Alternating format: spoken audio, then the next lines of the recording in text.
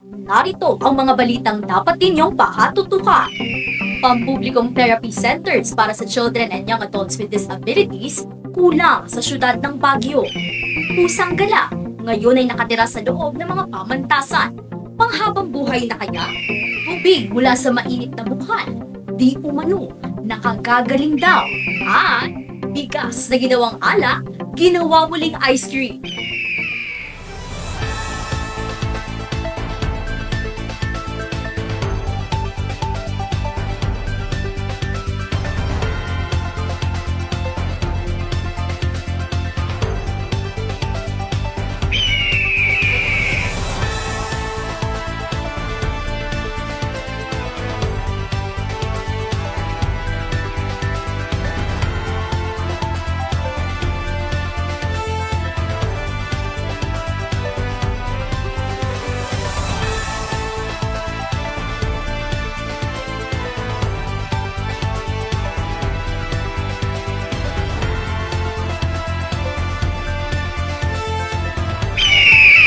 Magandang araw, lungsod ng Baguio.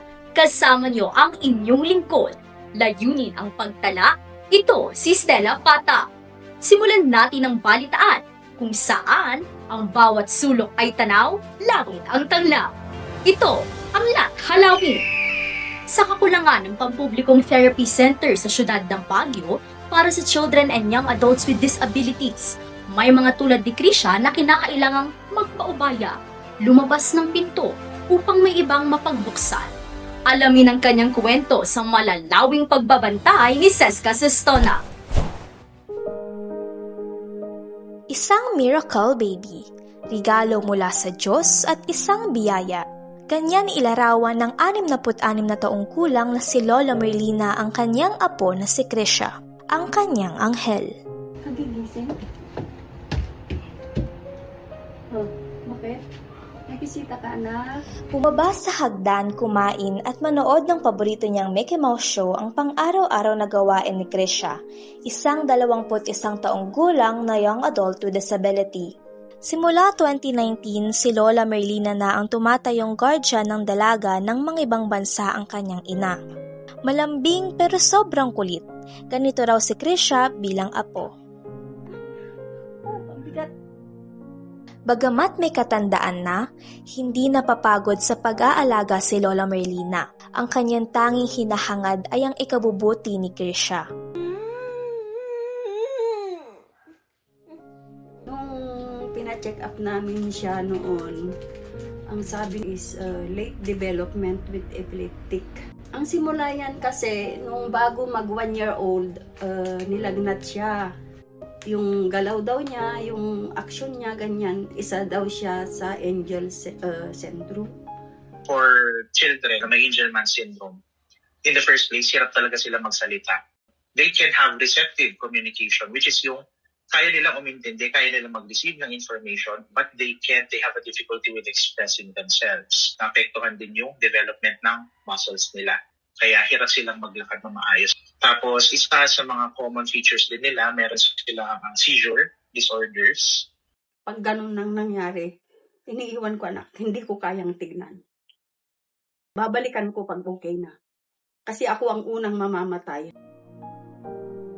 Ang JBCom Cares and Stock 5 ay naglalayong matulungan ang mga batang may kapansanan edad 0 to 25 years old. So here in JPCom Cares, we offer physical therapy, occupational therapy, and independent living training programs. Si Krisha ay nanatili sa JPCom Cares and Stock 5 sa loob ng 5 taon mula 2019 hanggang 2024. Dito siya ay sumailalim sa occupational therapy. Ang mga napansin natin sa kanya is nag-improve siya sa part ng sensory niya. Nakaka-understand na rin siya ng mga instructions. Graduate na daw siya. Hanggang doon na lang daw siya. Wala akong magagawa. Hindi ko naman pwedeng extend. Kasi nga, marami talagang waiting list na naghihintay. Na mas grabe pa sa kanya. Sa dami ng beneficiaries o sa dami ng naghahanap ng therapy session, hindi natin sila makater lahat. Bago pumasok sa therapy center, sinubukan muna ni na Lola Merlina na ipasok sa Baguio Sped Center si Krisha. Disqualified siya sa sitwasyon niya. Ang naturang institusyon naman ay gumagawa ng paraan upang buksan ang kanilang pinto sa mga batang may iba pang pangangailangan. Meron siyang 13 service area. Meron tayong PT, hydro, meron tayong OT, occupational therapy, speech. Gayunpaman, kahit kumpleto ang mga pasilidad, hindi naman ito magawang magamit. Meron na siyang facilities. Kasi una-una, meron tayong assessment. Hindi pa dumarating yung registered na psychometrician. Meron tayong PT, may gamit. Wala naman tayong therapist. Bukod dito, may mas malaking kinahaharap ang lungsod ng Baguio, ang kawalan ng public therapy centers sa ilalim ng lokal na pamahalaan. Actually, sa aming pag-aaral, wala eh. Meron lamang sabihin na natin isa. Sa mithiing tugunan ang kinahaharap na suliranin, naglatag ng pangmatagalang solusyon si Councilor Bilog. Ang tinitira sana natin is yung distrito ng mga health district. Hopefully, this coming 2027, andyan na po sana yan. Maging operational na po. Dahil sa kakulangan ng abot kamay at abot kayang therapy center sa Baguio City para sa children and young adults with disabilities, may mga tulad ni Krisha na kailangang magpaubaya, lumabas sa pinto upang may ibang mapagbuksan. Hanggang kailan ganito ang sitwasyon? Kailan magpapantay ang timbang ng pagmamahal ng pamilya at kalinga ng gobyernong dapat ay katuwang nila sa pag-aaruga? Sa mga hakbang na isinasagawa ng pamahalaan, tuluyan na kayang ang mga biyayang anghel tulad ni Krisha ang siyang makatatanggap ng biyaya? Walang kwentong makalulusot sa malalawing pagtutok. Nakatanaw mula sa City Hall, ako si Seska Sestona para sa Lat Halawin.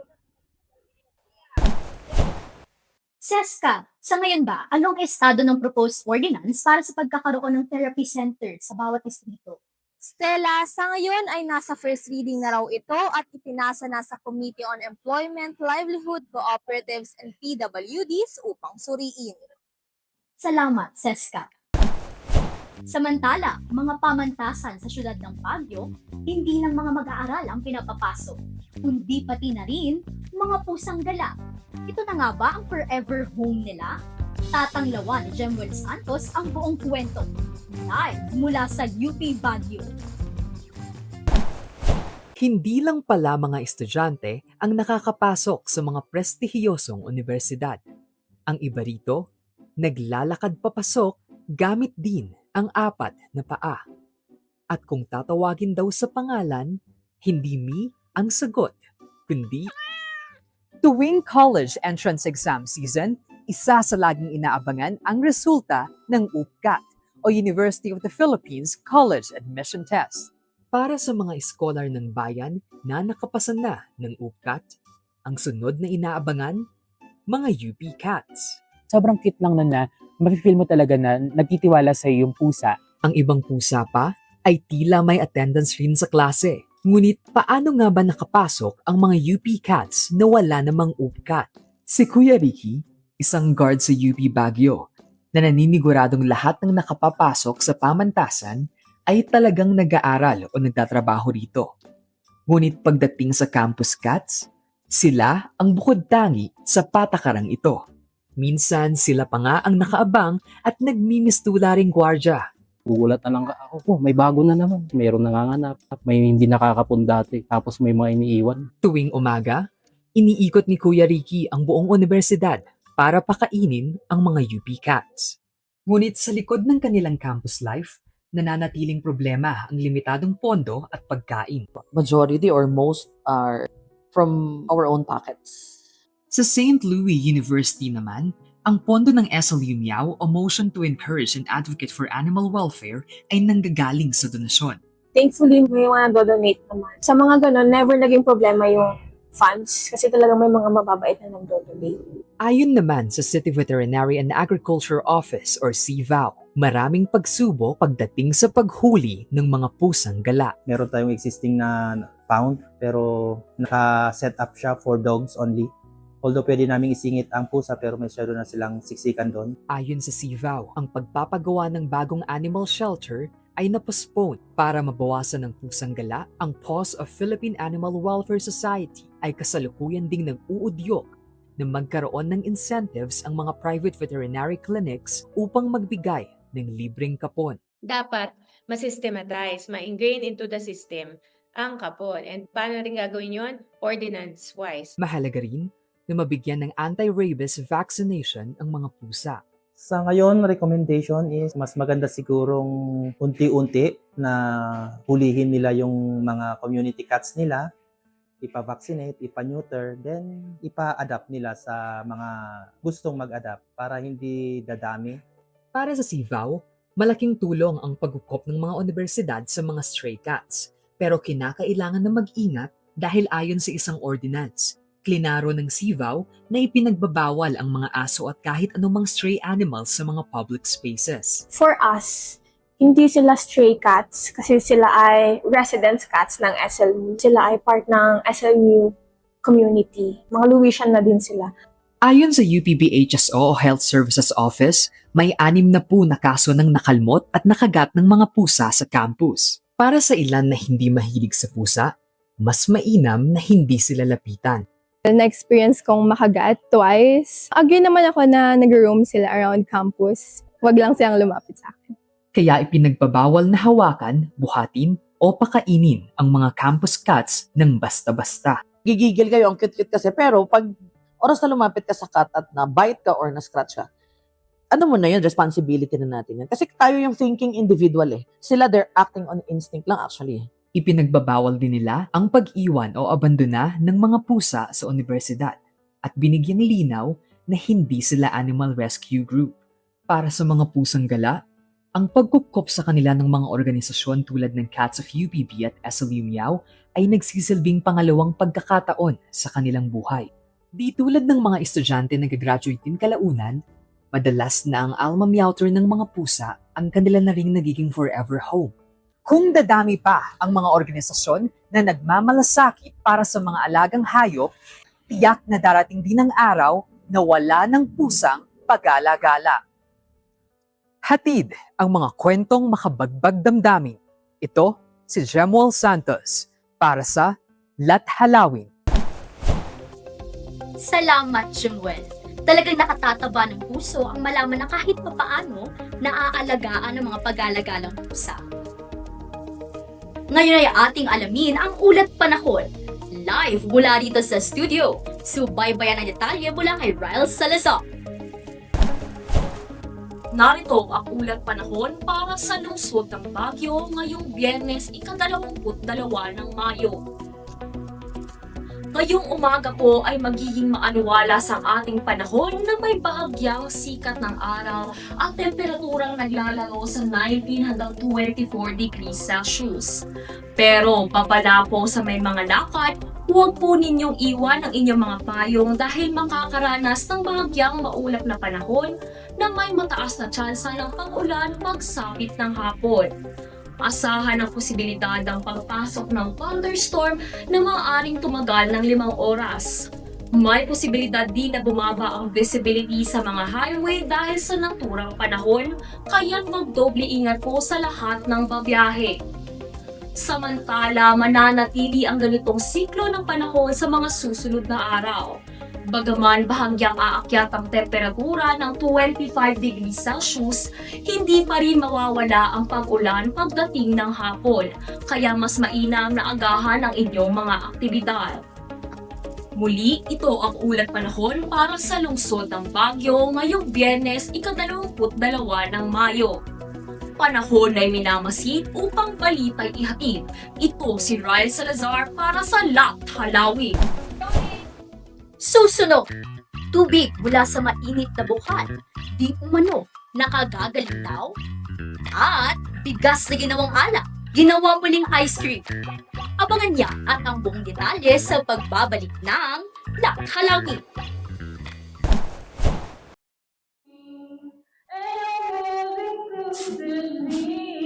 Ano yun? Ay, alas 10 ng ingay-ingay pa.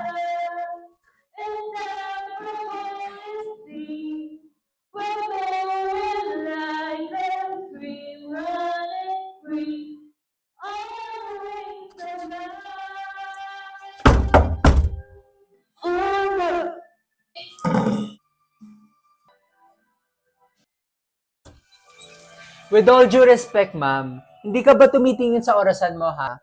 10 o'clock na, oo. Silent night na dapat. Ayon sa Baguio City Ordinance No. 44 Series of 2018 o the Silent Night Ordinance, mahigpit na ipinagbabawal ang labis o hindi kinakailangang ingay mula sa mga audio devices sa mga lugar tulad ng mga pampublikong kalsada at tirahan mula alas 10 ng gabi hanggang alas 5 ng umaga. Ang paalala na ito ay hatid ng Baguio City PIO. Alamin ang mga batas.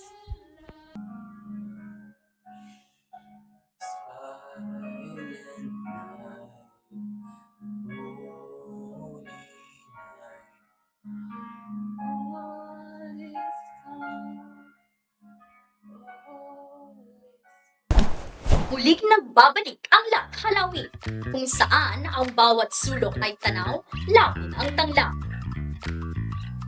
Sa Nangalisan, Tuba Benguet, may sabi-sabing nakagagaling daw ang tubig galing sa mainit na bukal. Totoo nga ba ito? O haka-haka lamang? Tutukan ang buong kwento sa tanglaw ni Neo Hernandez. Likas sa ating mga Pilipino ang dumayo sa mga resort upang mag-outing at pag-swimming kasama ang pamilya tuwing panahon ng tag-init. Kung ang iba sa resort pumupunta, sa Nangalisan, Tuba Benguet, ang dinadagsan ng mga turista ay ang mga hot springs daw dito.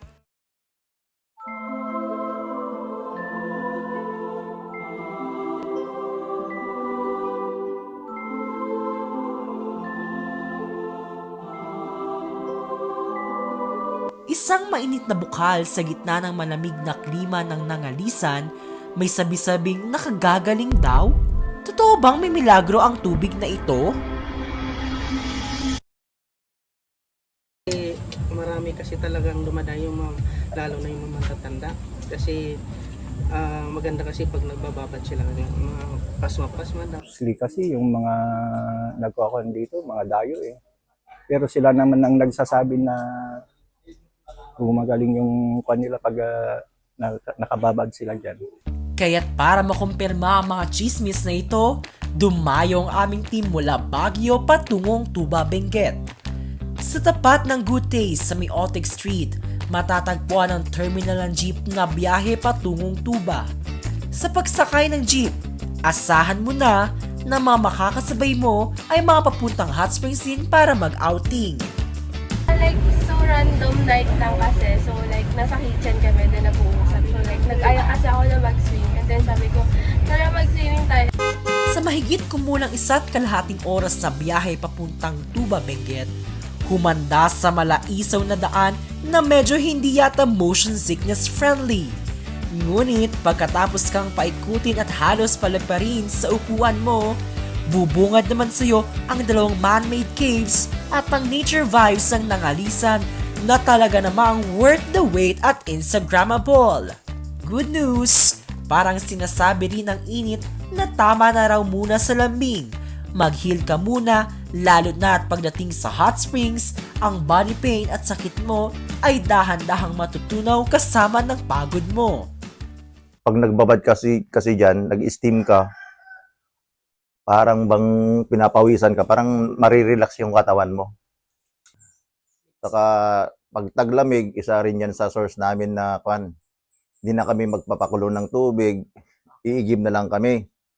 Ang magpinsan naman na sina Lolita at Imelda, bumabiyahe pa raw ng 2 oras para maglublob sa hot springs dito. At least once a week kami pumupunta dito.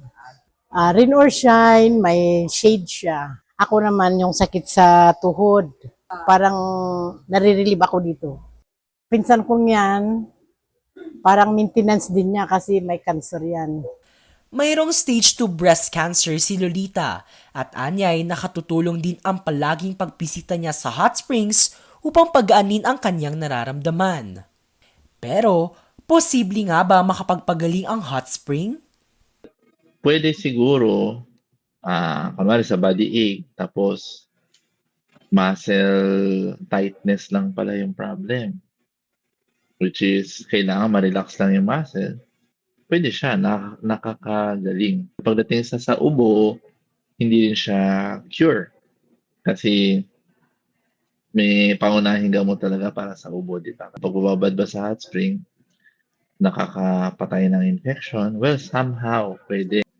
So, definitely, pagdating sa musculoskeletal or muscle or bone joint-related na pain, yung mga body ache, definitely malaki yung tulong niya. Sa gitna ng init ng Asin Hot Springs, hindi may pagkakaila na marami na ang naniniwala sa healing powers ito.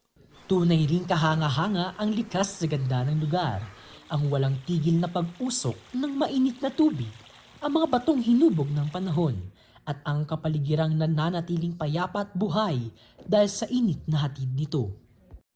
Sa huli, kalikasan man o agham ang ating unang takbuhan sa tuwing may masakit sa ating mga katawan, pareho pa rin naman itong mga biyayang ipinagkakalob sa atin. At kaakibat ng mga biyayang ito ay ang ating responsibilidad na protektahan hindi lamang ating kalusugan kundi pati na rin ang ating kapaligiran. Walang kwentong palalampasin, nakatanaw mula rito sa Asin. Ako si Neo Hernandez para sa Lat Halawi. Maraming salamat, Neo. Sa gitna ng Session Road, palaisipan sa mga residente ang lasa ng isang ice cream. Hindi lamang ito gawa sa nakasanayang mga prutas, kundi sa Cordilleran Rice Wine. Ating alamin at siyasatin ang tinaguriang Tapoy Ice Cream.